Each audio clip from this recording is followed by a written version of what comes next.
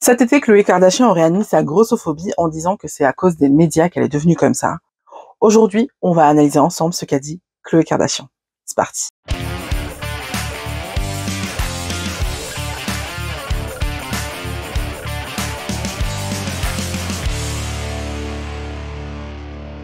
Coucou mes licornes, je suis ravie de vous retrouver pour cette nouvelle vidéo. Je m'excuse pour ce titre putaclic. J'ai pas l'habitude de faire ça, vous le savez. Mais vous comprendrez aisément que parfois il faut jouer le jeu de YouTube, quoi.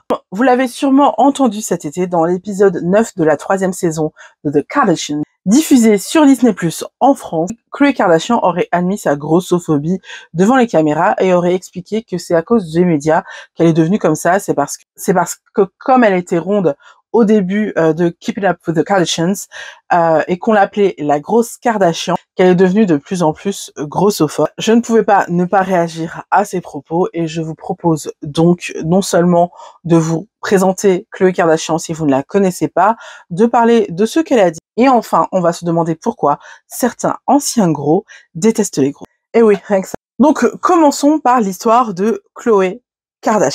On a découvert Khloé Kardashian dans Keeping Up with the Kardashians en 2008, il me semble. Khloé Kardashian, c'est tout simplement la Benjamin des filles Kardashian. C'est-à-dire pour ceux qui ne connaissent absolument pas le clan Kardashian. On a cette famille Kardashian avec Kris d'un côté et Robert Kardashian de l'autre, qui ont eu 4 enfants. Donc on a les 3 sœurs, Kourtney, Kim et Khloé.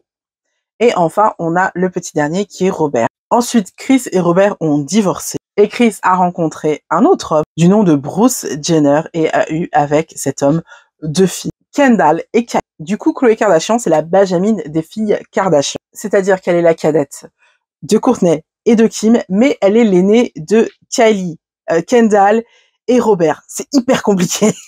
Bref, Khloé Kardashian, c'était vraiment le bout en train de la famille. C'était celle qui jouait le rôle de la grosse rigolote, parce qu'elle était un petit peu plus potelée que ses sœurs, mais c'était pas non plus ouf. Et les médias l'ont très rapidement surnommée la grosse Kardashian ou la Kardashian grosse, ce qui est pas du tout flatteur, on va pas se mentir. Et pourquoi? C'est parce qu'elle a ce physique totalement différent de ses 2 sœurs, c'est-à-dire qu'elle est beaucoup plus grande qu'elle, elle est donc plus ronde et elle a les cheveux blonds et les yeux bleus. Donc vraiment rien à voir avec ses sœurs et avec son frère. D'ailleurs, à ce sujet-là, il y a des rumeurs comme quoi ce ne serait pas la fille de Robert. Des rumeurs qui ont toujours été officiellement démenties, donc on ne sait pas vraiment ce qu'il en est. Il est vrai que dans les métissages, il y a souvent les frères et sœurs qui n'ont pas vraiment la même carnation que leurs frères et leurs sœurs.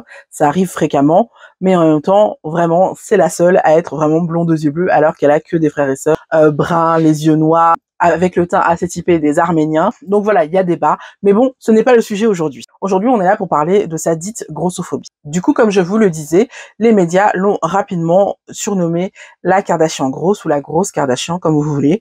Et elle a été souvent victime de raids grossophobes et également d'articles extrêmement dénigrants à son encontre. Mais cela ne l'a pas empêché de faire la rencontre de Lamar Odom en 2009 et de se marier avec lui quelques semaines après. D'ailleurs, je ne sais pas pour vous, mais moi je me souviens très bien de ce mariage qui a totalement démocratisé les robes de mariée sirènes pour les filles avec des formes plantureuses.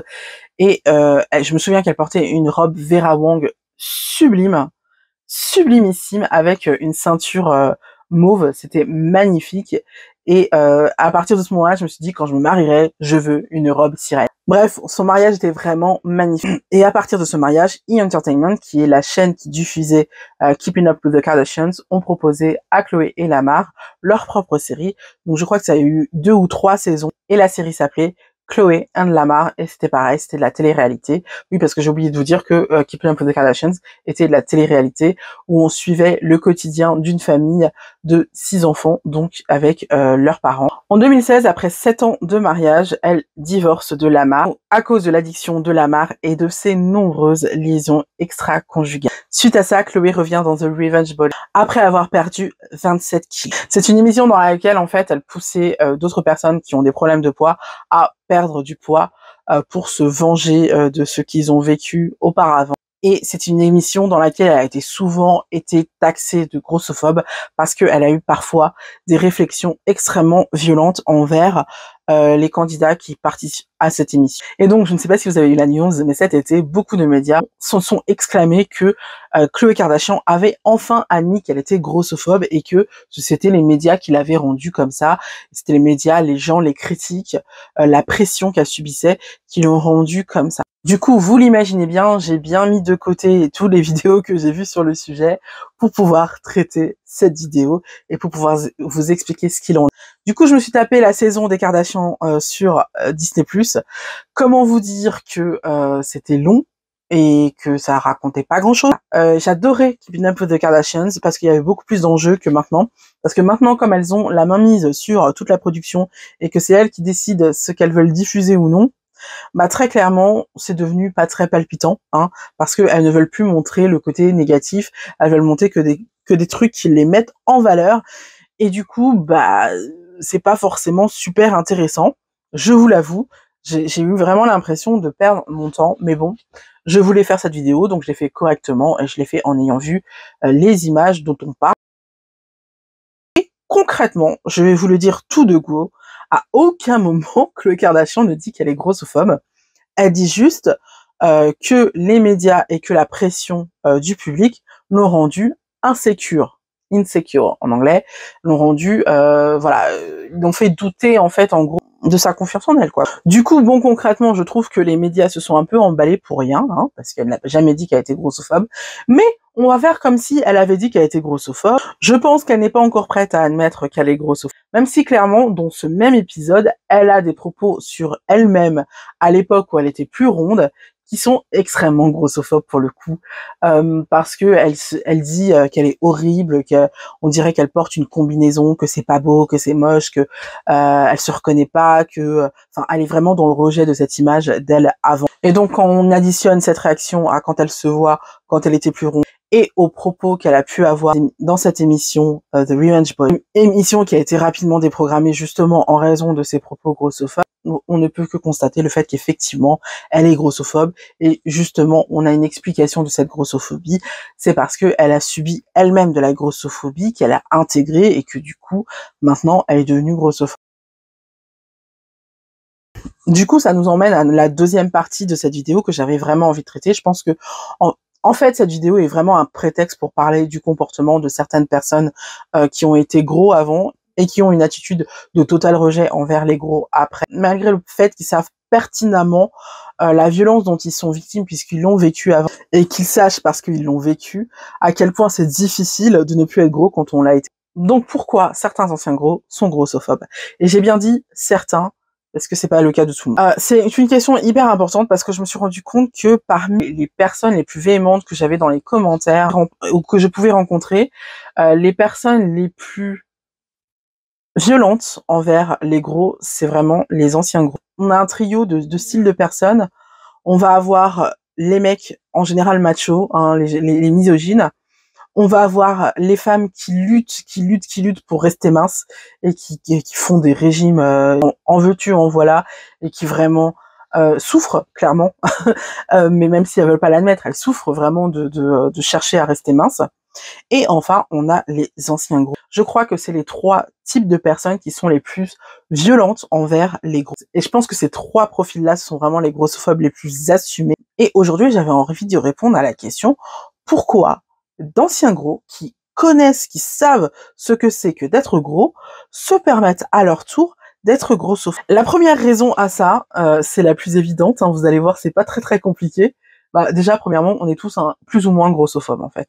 La grossophobie, c'est vraiment un état d'esprit qui est inculqué depuis qu'on est tout petit, dans les médias, dans la bouche de nos parents. La grossophobie est partout. Concrètement, dès que tu es petit, on te dit ne mange pas trop de bonbons parce que tu vas grossir. Ne fais pas ci, ne fais pas ça parce que tu vas grossir. Depuis très petit, on donne aux gros les pires traits de caractère. Être gros, c'est vraiment pas quelque chose d'enviable dans notre société. Et ça, franchement, tout le monde l'a intégré. Donc, clairement, j'ai envie de vous dire, les anciens gros sont grossophobes, tout comme tout le monde est grossophobe. Il m'arrive d'avoir de temps en temps des réflexions où je me dis mais Anaïs, tu peux pas dire ça ou penser ça, c'est pas bien. Mais ça m'arrive, hein, ça m'arrive de dire ou de penser des trucs où je me dis après coup, je me dis mais wesh meuf, pourquoi tu dis ça? Enfin non, non, pas ça, non, on parle pas comme ça. Donc je pense que ça vous arrive aussi. Donc voilà, des réflexions grossophobes, des mots grossophobes, des idées grossophobes, on en a tous, plus ou moins. Mais après, il y a ceux qui essayent de déconstruire ça, qui essayent de se dire non, je ne peux pas dire ou penser ça parce que c'est pas, c'est dégradant pour la personne ou autre.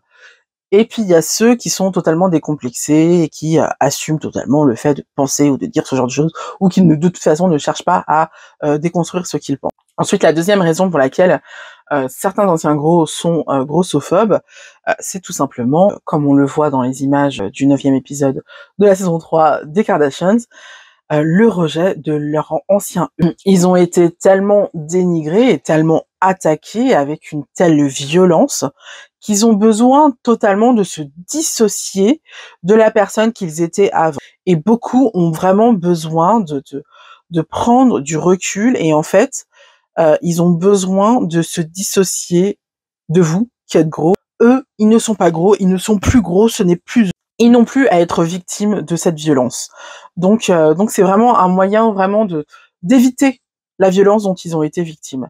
Mais en fait, c'est une réaction. En fait, ça, c'est vraiment un syndrome post-traumatique. Ils ont été victimes de violences, notamment verbales, parfois aussi physiques, et ils se dissocient de la personne qu'ils étaient avant, donc ils se dissocient des gros. Troisième raison, chaque raison, en fait, est une sous-couche de la raison précédente. Mais en fait, troisième raison, ça leur permet de rationaliser la haine qu'ils ont vécue. C'est-à-dire qu'en exprimant de la haine envers les gros, ça leur permet de se dire que il y a une bonne raison pour laquelle ils ont été victimes de grossophobie, pour laquelle ils ont été victimes de tant de violence, de tant de discrimination, tout ça.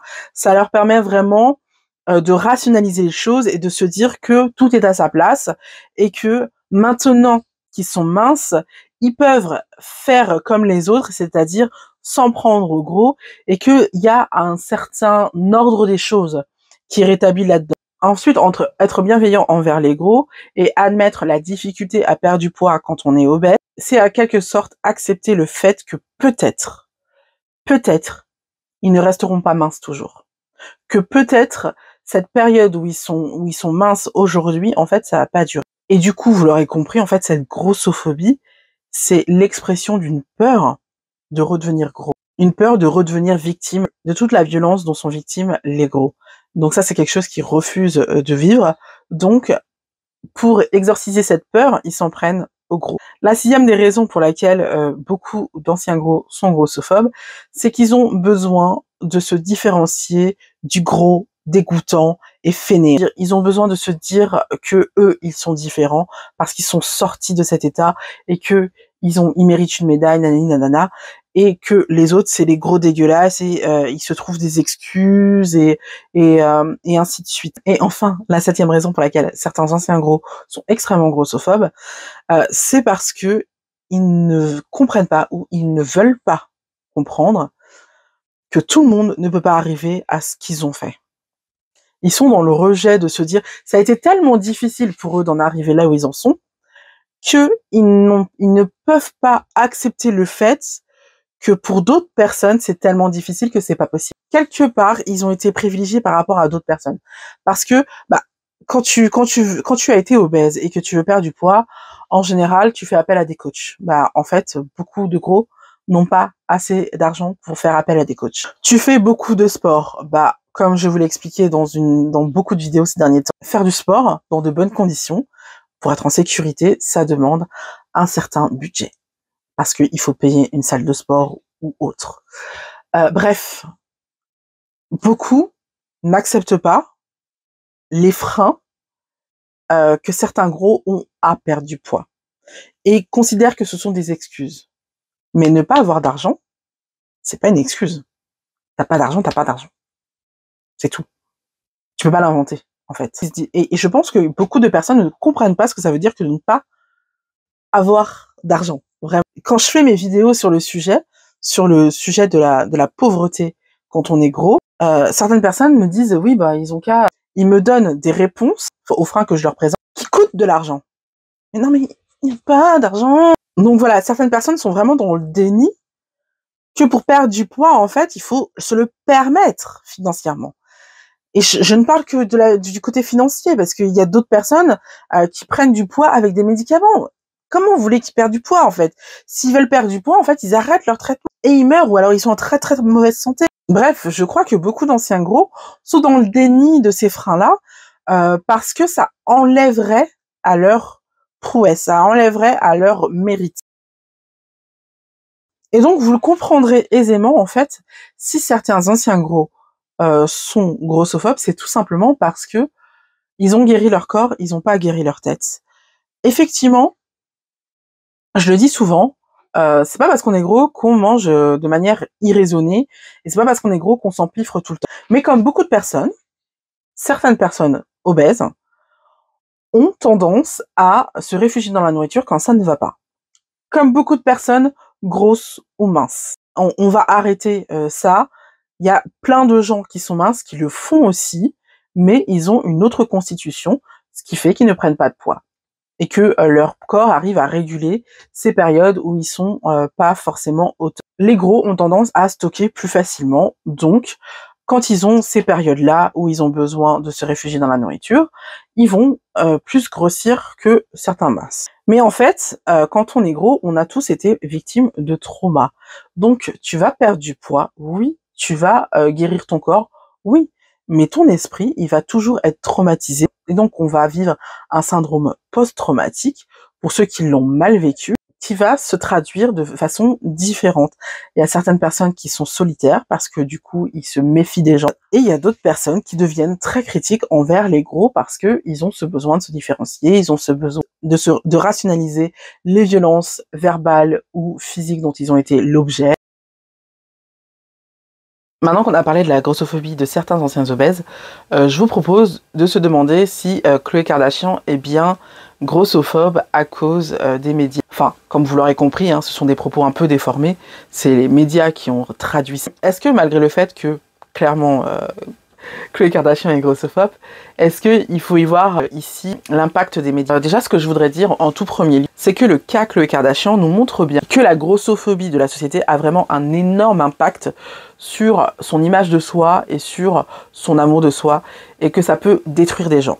Je sais pas si vous avez remarqué, mais Khloé Kardashian, depuis déjà son mariage avec Lamar Odom, et aujourd'hui on sait pourquoi, c'est parce que c'était une relation très toxique. Et puis après, avec sa rupture, et surtout avec les commentaires de la presse sur cette rupture, depuis cette période-là, je sais pas si vous avez remarqué, mais Khloé Kardashian est éteinte.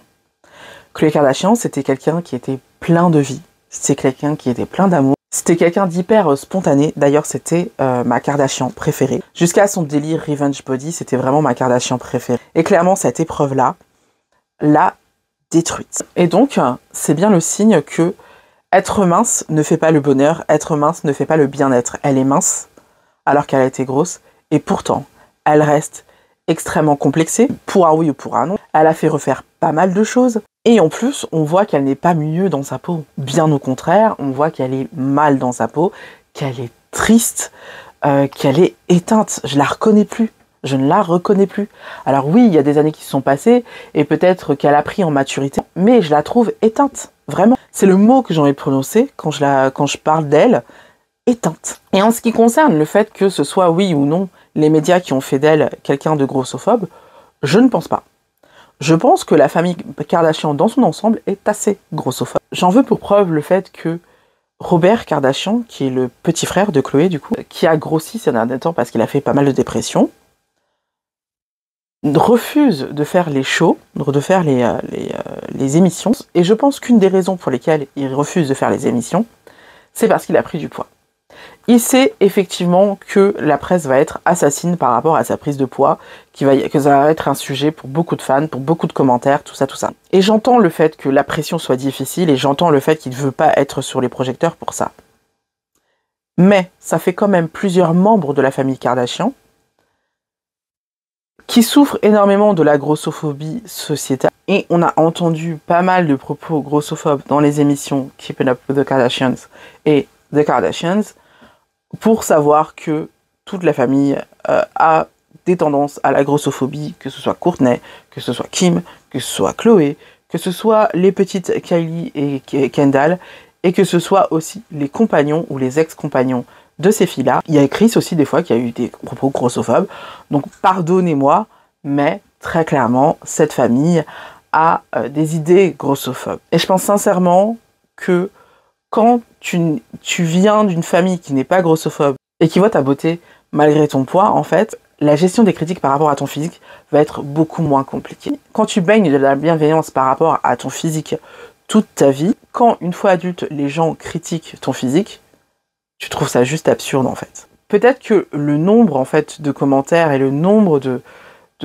personnes harcelantes et de propos dénigrants a fait quelque chose. Peut-être que ça leur a fait mal et tout, mais je pense sincèrement que quand t'as les reins solides en fait, quand t'es bien préparé, quand t'es bien dans ta tête en fait, ce genre de propos va pas t'atteindre. Même s'il y en a plein qui disent la même chose. Donc c'est la raison pour laquelle je pense que les médias ont sûrement aggravé la grossophobie de Chloé, tout comme la grossophobie de tout le clan Kardashian, mais qui avait déjà un terrain bien fertile avant. Donc voilà, ça c'est mon opinion. Ça ne tient qu'à moi, évidemment. Vous êtes libre de penser ce que vous voulez. D'ailleurs, je serais ravie de discuter avec vous dans les commentaires si vous avez une autre lecture des faits. Et donc la conclusion que j'ai à tout ça, c'est que il est grand temps d'arrêter de penser que l'urgence absolue, c'est d'être mince pour être bien dans son corps. L'urgence absolue, c'est d'être bien dans sa tête. Quand on est bien dans sa tête, on fait pas de mal aux autres. Quand on considère que certaines personnes méritent beaucoup de violence et méritent d'être remises en question et d'être rabaissées parce qu'ils sont gros, forcément, on ne va pas bien dans sa tête. Forcément, il y a un truc qui va pas. Et d'ailleurs, j'ai oublié de le dire, mais je pense aussi qu'il y a beaucoup d'anciens gros qui ne supportent pas le fait de voir des gros aller bien parce qu'ils ont dû traverser énormément de souffrances pour se sentir à peu près bien, pour se sentir à peu près intégrés dans la société. Et c'est très compliqué pour eux d'accepter le fait que, en fait, être bien, se sentir bien, s'accepter, s'aimer, c'est qu'une question de décision, c'est pas une question de perte de poids, de prise de poids. Alors après, on a le côté santé, tout ça. Je vais pas rentrer dans le sujet parce que concrètement, à moins d'avoir les constantes de santé de quelqu'un, on ne sait pas s'il est en bonne ou en mauvaise santé en le regardant. Si c'était aussi simple, il n'y aurait pas de médecin. Donc, on va arrêter là-dessus. Du coup, voilà, pour moi, c'est pour cette raison que certaines personnes qui sont d'anciens gros sont totalement intolérants envers les gros. Et pour moi, c'est le signe qu'ils ne vont pas très bien. Voilà. Sur ce, je vous laisse. Je vous dis à la semaine prochaine en espérant que la vidéo vous a plu. Si c'est le cas, n'hésitez pas à me le dire dans les commentaires, à mettre un petit pouce bleu, à m'envoyer plein de love parce que j'en ai besoin. Je vous fais d'énormes bisous. Je vous dis à la semaine prochaine.